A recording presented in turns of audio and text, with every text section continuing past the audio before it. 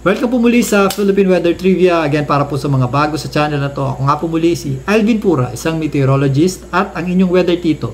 Ngayon, balikan na natin itong binabantayan nating low pressure area sa labas ng ating Philippine Area of Responsibility na posibleng maging bagyong Christine.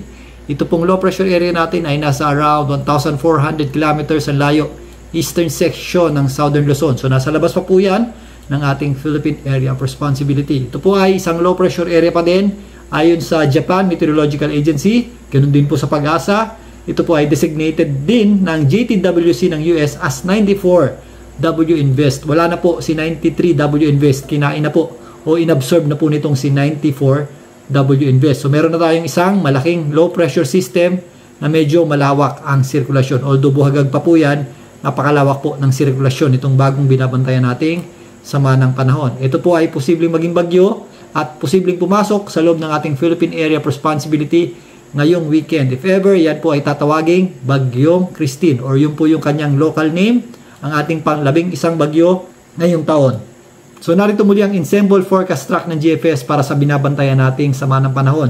So nandito nga yan sa labas ng ating Philippine Area of Responsibility at posibleng makapasok sa ating PAR ngayong darating na weekend as a tropical depression or bagyo. If ever, yan po ay tatawagin ngang Bagyong Christine. Kaya ng paulit-ulit nating binabanggit, kapag nagsisimula na po ang bare months or kapag bare months na, mas mataas po ang tsansa na nagla-landfall o tumatama sa lupa ang mga bagyo. Pinapakita po yan dito sa ating ensemble forecast track. The more na sumusubsub na po yung pagtaya para dito sa ating binabantayang sama ng panahon. Ito pong color black, yan po yung kanyang average na posibleng puntahan. Pero meron pa rin tayong mga outliers o maliit na tsansa or mas mababang tsansa na ito po ay mag-recurve papunta dito sa may area ng Taiwan. So again, mula dito sa southern portion ng Luzon hanggang dito sa extreme northern Luzon, posible po yang puntahan itong ating binabantayang sama ng panahon. At medyo meron din po yung maliit na tsansang mag-recurve pa itaas patungo dito sa may area ng Taiwan. Again, ito po ay mahinang weather system pa lamang. Ito po ay isang low pressure area pa lamang. Posible pa pong magbago yung kanyang direksyon at lakas. Pero again nga, dahil panahon ng amihan at bare months na,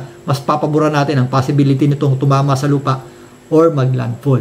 Pinapakita rin dito ang paglakas nito habang unti-unting lumalapit sa ating landmass o kalupaan sa susunod na linggo. Sa ngayon nga, malayo pa ito at nasa labas pa ng ating Philippine Area of Responsibility. Wala pa po itong direktang epekto sa ating bansa. Meron tayong mga posibleng scattered o kalat-kalat na pagulan sa may area ng Mindanao dahil sa ating intertropical convergence zone. Pero kung mapapansin nyo nga is malawak yung sirkulasyon natin dito sa ating panibagong sama ng panahon. As early as Sunday, yung kanyang elongated trough or extension kasabay ng ating amihan o northeast monsoon ay posible pong magdala ng mga scattered o kalat-kalat na pagulan, particularly dito sa eastern section o silangang bahagi ng mainland Luzon. So yan po ay mga possible scattered o kalat-kalat na pagulan dito po sa mga areas ng Bicol region, kasama po dyan ng Quezon, maging dito sa area ng Cagayan at Isabela area, maging dito sa ilang parts ng Aurora. Samantalang yung inflow ng hangin naman na patungo dito sa ating panibagong sama ng panahon ay posible pong magdala ng mga scattered o kalat-kalat na pagulan dito po sa general area ng Mindanao, particularly sa western section ito. Yan po ang areas ng Zamboanga Peninsula, ilang bahagi ng Northern Mindanao, Soc-Sargen, kasama na po dyan ang BA-RMM. Ito po ay as early as Sunday hanggang Monday. Pero habang unti-unting lumalapit itong malawak na sirkulasyon na ito, itong posibleng Bagyong Christine, dito po sa malaking bahagi ng ating landmass or kalupaan, mas madadagdagan po yung ating mga cloud cover at syempre, ganun din po ang epekto nito sa atin. So either way, kung lumihis man yan ng bahagya, dahil po sa lawak ng sirkulasyon nito, kasabay ng pagbugso ng amihan, magkakaroon po ito ng direct effect sa ating bansa sa mga susunod na araw next week.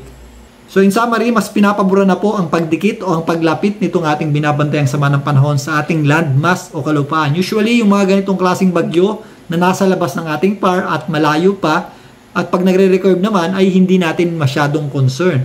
Pero dahil nga, bare months ngayon at mas mataas ang tsansa na maglandfall o tumama sa lupa ang mga sama ng panahon o mga bagyo, maaga natin itong pinag-uusapan para mas maaga po tayong makapaganda. Bukas ang tabayan na po muli ang pagtalakay natin dito sa ating binabantayang sama ng panahon na posibleng maging Bagyong Christine. Muli ito po ang inyong weather tito para sa Philippine Weather Trivia. Magandang gabi po.